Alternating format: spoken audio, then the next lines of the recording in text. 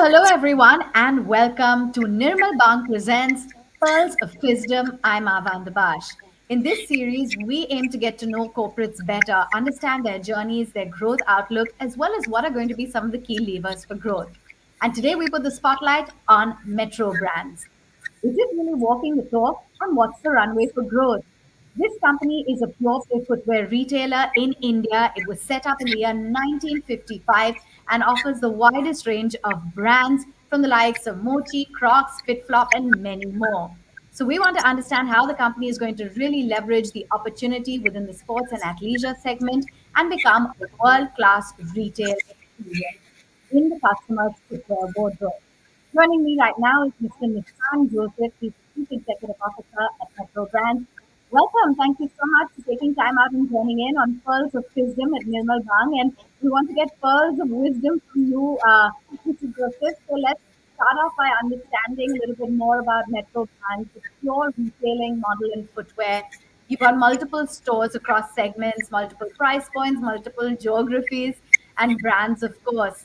So just give us a sense as to what the runway for growth looks like for Metro Brands. Oh, terrific. Thank you for having me again.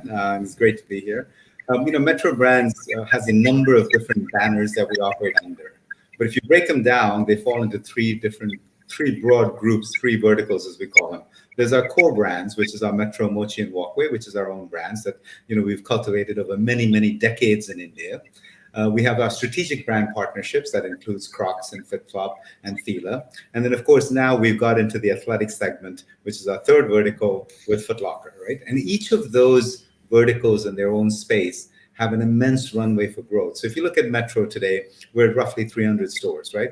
There's no reason for that to stay at 300 when you have other premium brands and other retailers running stores in 300 plus cities, and we're in 184 cities. We have 225 odd Crocs stores. That also has a runway for growth. So when you look at each of these banners that we have and how they play differently yet symbiotically to the capabilities of Metro, we see a significant growth runway in the future of India for all the different brands of Metro. Wow, I think we've got our headline already. So I just wanted to understand, Mr. Joseph, because there's a great mix of in-house and consumer-centric licensed brands that you have. And analysts are of the view that this will really help with your customer retention and it will help with generating higher revenue per customer over a period of time. How are you looking at those metrics currently and how do you see them growing with your mix? Yeah. So I think there's a couple of ways that I would vector those points. Vector number one is, India is premiumizing, right? So as incomes rise, so the aspirations, and aspirations rise, so do the quality of goods that people want to purchase. And Metro and all the brands we carry are known for their quality products, right? So that's number one, right? The second thing is overall consumption. We today are one of the lowest per capita footwear consumption nations in the world. That will continue to grow as we develop and as incomes rise again. So there's another effect of new consumers and existing consumers buying more and more shoes per capita, right? So that's the other thing. The third growth will also come from the fact that most of footwear retailing in India is done in the unorganized sector. And a large part of that is because people just don't have access to brands. But as high streets become vibrant, as malls get built around the country, they're going to have access to organized retailing. And that means you would also grow from taking share away from the unorganized market. So there are multiple levers of growth that we have for each of those brands, but these are the three big macro drivers to the growth. Right. I'm just going to take off from that point because there is this unexpected maybe surge in demand for this high-end footwear. And a lot of experts and, have been talking about this shift from mass consumption to class consumption. And, the premium brands like Da Vinci, Crocs, Skechers, etc., all of that really caters to the rising middle class incomes, encouraging people to buy, at a higher price point. Can you tell us a little bit more about how the premium footwear brands are faring? And does that also mean that some of the lower categories are struggling? Yeah, I don't think it's so much they're struggling; they're being replaced, right? So it's about being replaced by slightly higher premium shoes. So it's not that there's any category suffering per se that we see. What we do see is the consumer is willing to absorb the normal inflationary hikes that we have. They are willing to pay for added value goods, added value features in a product. So it's not so much you're losing a set of customers to gain another set of customers. It's actually you're gaining more and more customers that are rising into the premium fold. But by the way, aspiration, all of us have an aspiration in us. So whether you're buying a 800 rupee shoe or you're buying a 3,000 rupee shoe, at some point it's an aspiration for some consumer that is in that space, right? And what we want to do is to make sure that we're addressing the needs of that consumer. Not only are we addressing the needs of the aspirational consumer there, but we're also trying to address all the needs of the wardrobe. So if you look at something as diverse, as you said, as a Crocs and a Da Vinci, right? Which is much more of a dress and a casual shoe, whereas Crocs, as you know, is a much more of a fun shoe that's more of an outerwear, a casual wear shoe. Or you look at FILA, which is athletic. What we're trying to do is really position ourselves to take advantage of the entire wardrobe of a consumer, not only welcome that new consumer into our fold, but also take care of their wardrobe. Or footwear, mind you, nothing else.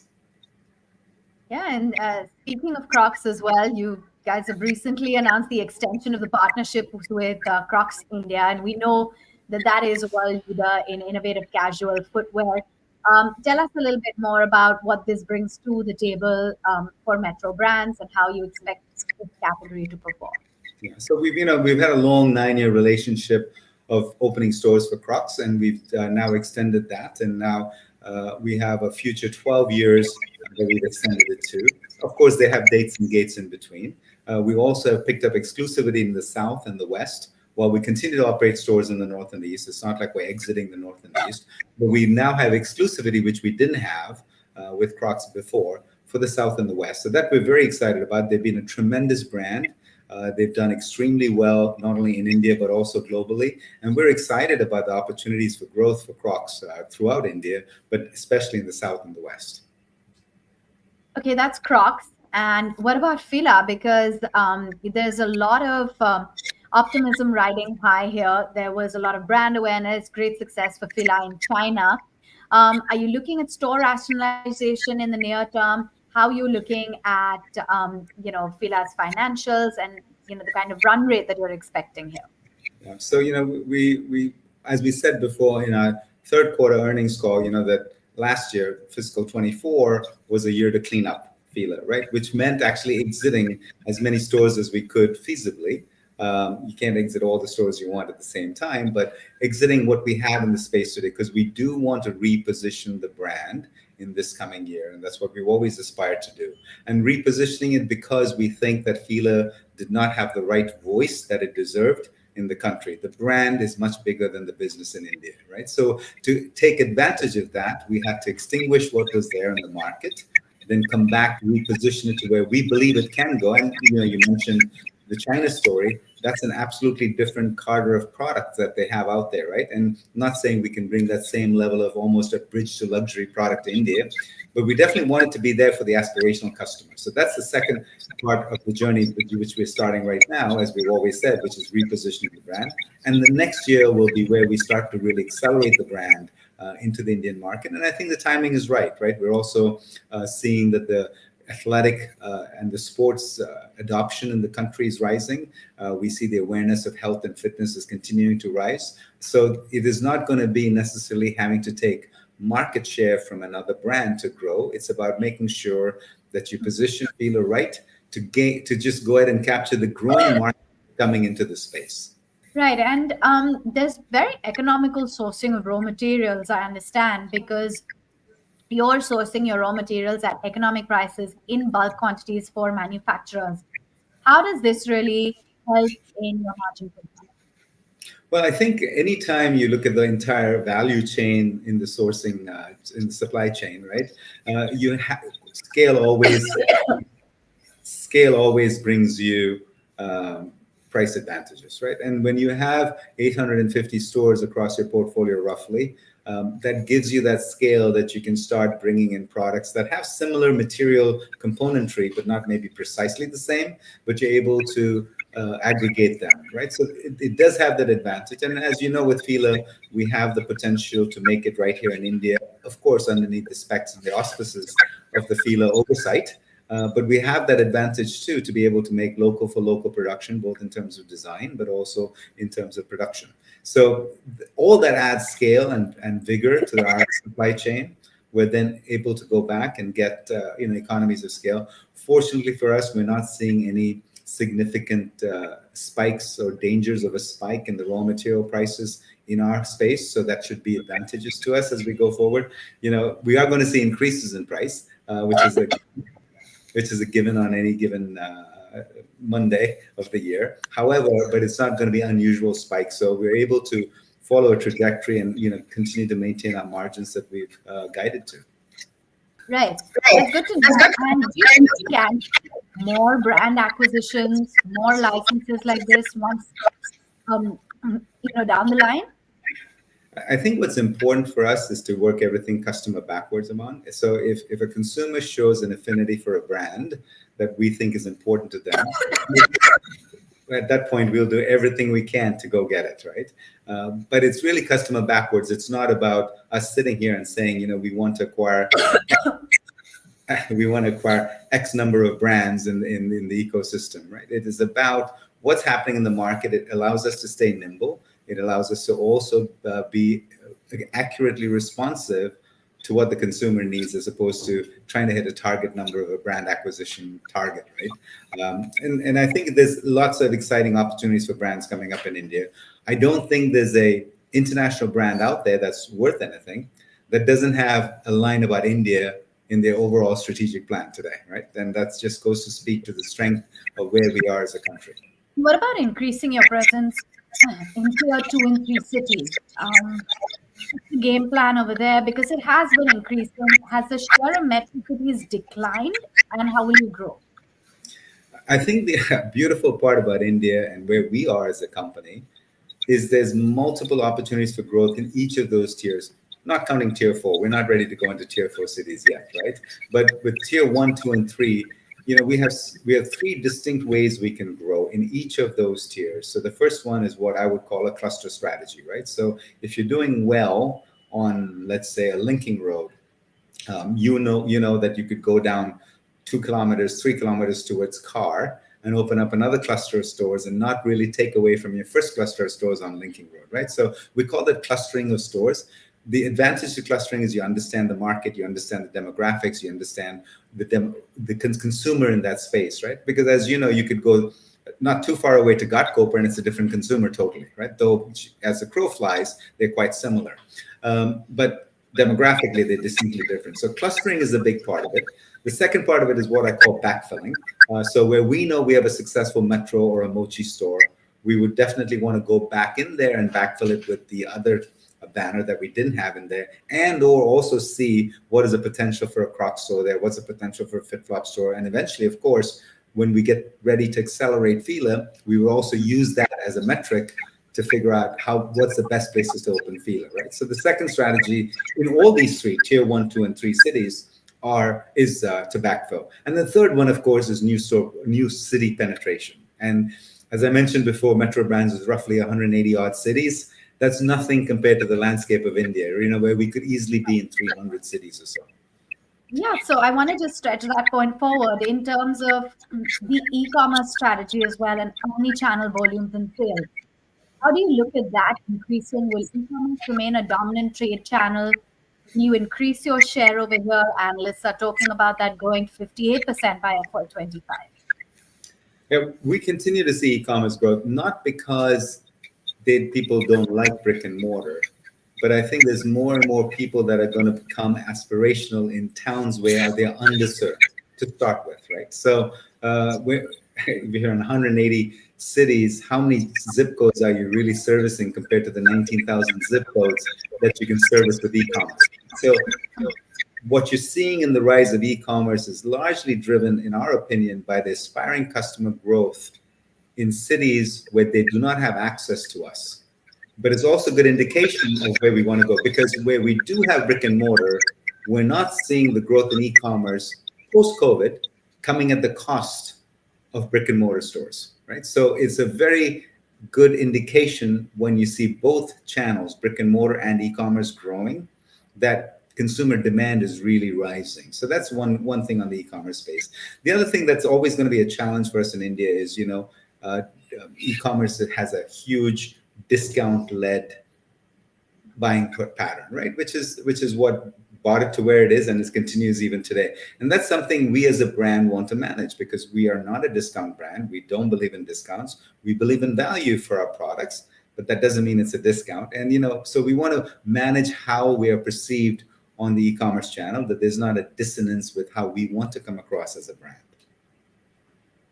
Yeah, and let's move away from shoes, walk away from shoes, shall we? Talk about apparel because that's a new product category for you. How are you really looking at the size of the non-footwear business for the company? What kind of an opportunity do you see it like for the future? Yeah. I think I want to be very clear that we are always going to be a footwear-led company. That's what we're good at. That's what we're going to continue to be focused in. However, as we've now gone into the sports and athleisure space, it is impossible to play in that space without having an apparel presence, right? So we're also acutely aware that the apparel business is not a easy take home business that you can just scale up and do all the things you want to do in a short period of time. But I also think that it is a matter of taking it one step at a time, like everything we do at Metro. We're not in any hurry to go blow up a business and make it big overnight, right? So with apparel, we will understand the business as well as we can. We're fortunate we have the Foot Locker license to help guide us, because Foot Locker will sell apparel, and it also will be guided by the brands that we sell in this. It won't be apparel that we have to produce and make ourselves. It'll be guided by the brands. We will understand what works for the brands, and hence we'll be able to dovetail on what they do. So there's a good way for us to go through the learning curve, and there will be a learning curve in apparel. And I'd be remiss to say that, oh, we can walk in and be apparel experts overnight. But having said that, though, if anybody has the capability of adding apparel to their mix where needed, and I want to stress the where needed because we want to be footwear led, it would be Metro Brands. It will be Metro Brands, and that is going to be the core competence for the company. So let's talk expansion then and understand that a little bit better. What are you guiding in terms of new and net store additions across formats for FY24, for FY25, including FILA? And are you going to have addition of new formats in the pipeline as well, FILA, Foot Locker, etc.? Yeah, not counting Foot Locker and FILA, we are guided to doing about 100 stores for the foreseeable future, for the next few years, right? And we're right on pace with that, give or take. We're going to be within plus minus 5% of that number in any given year, but we're comfortable with that number. But I must underline that is not counting FILA and Foot Locker, right? FILA and Foot Locker, I think, have their own legs of growth that they would come through. Obviously, FILA's wouldn't come through till about FY26. So at the end of this year, you'll start seeing FILA stores accelerate. Foot Locker, we're going to start opening stores for Foot Locker late in this year. And then we would accelerate that as well. As with everything we do, we were able to open roughly 200 Crocs stores in about 4 years as a company. So when we find and learn the formula that works, we're able to scale up very quickly.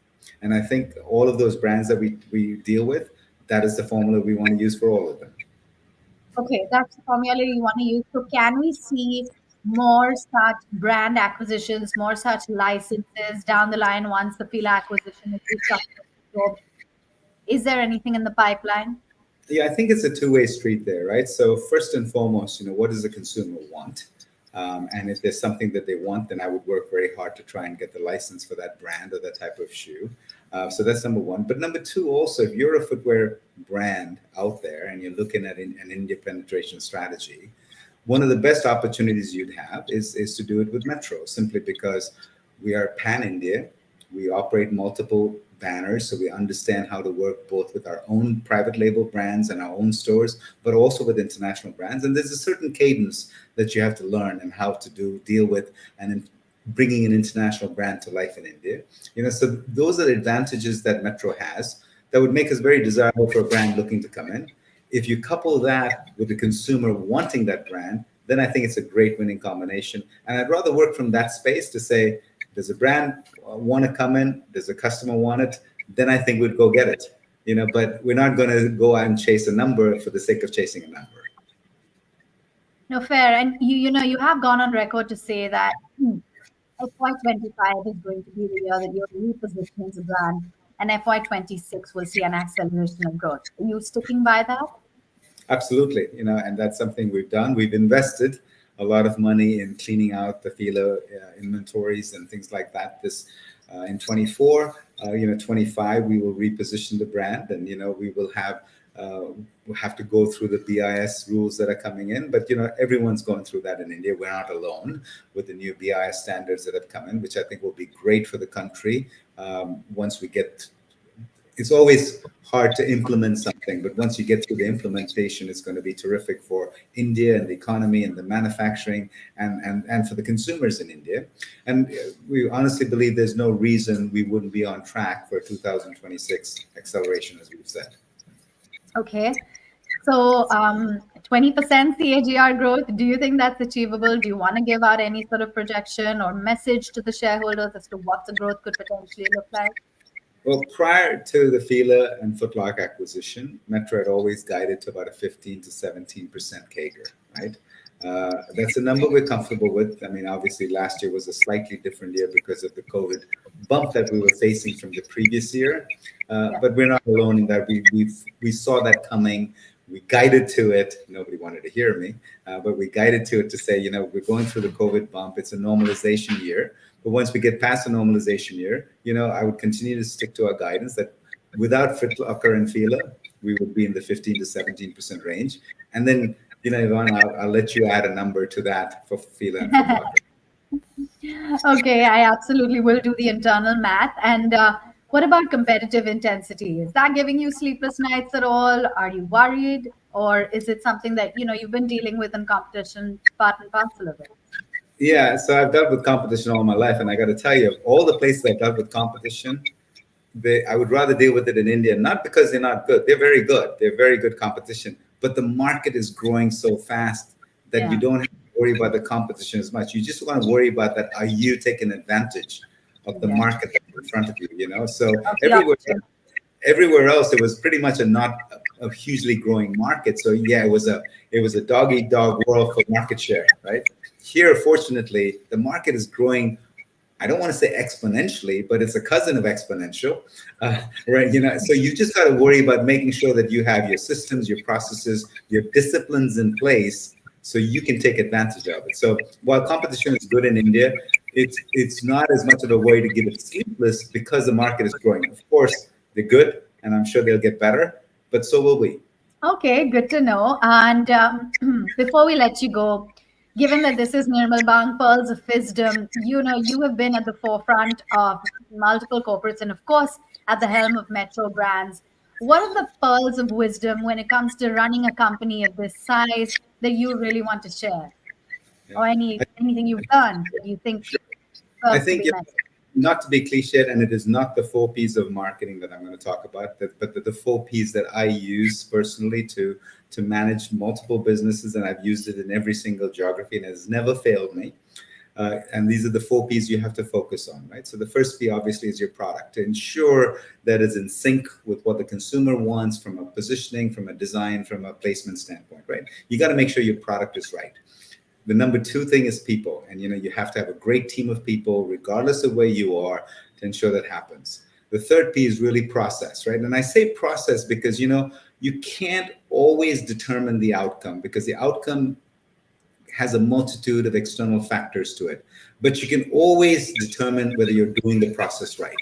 So that's critical for leadership in an organization to stay focused on: is our processes correct? And then the fourth P is principles. Do you run the business with the right values and the right principles? How you treat people, how you treat your customers, how you treat your employees. What do you value in the business? So I would say, if you were looking at running any business anywhere in the world, if you look at those 4 things, you're gonna be off to a great start, at least. Wow, I expected a quote, but here you are giving us lots more in-depth analysis and insights as to how you really successfully, I might add, run the businesses that you do. So thank you, Mr. Joseph, for taking time out. It's been a pleasure interacting with you right here on Pearls of Wisdom for Nirmal. Always a pleasure. Thank you.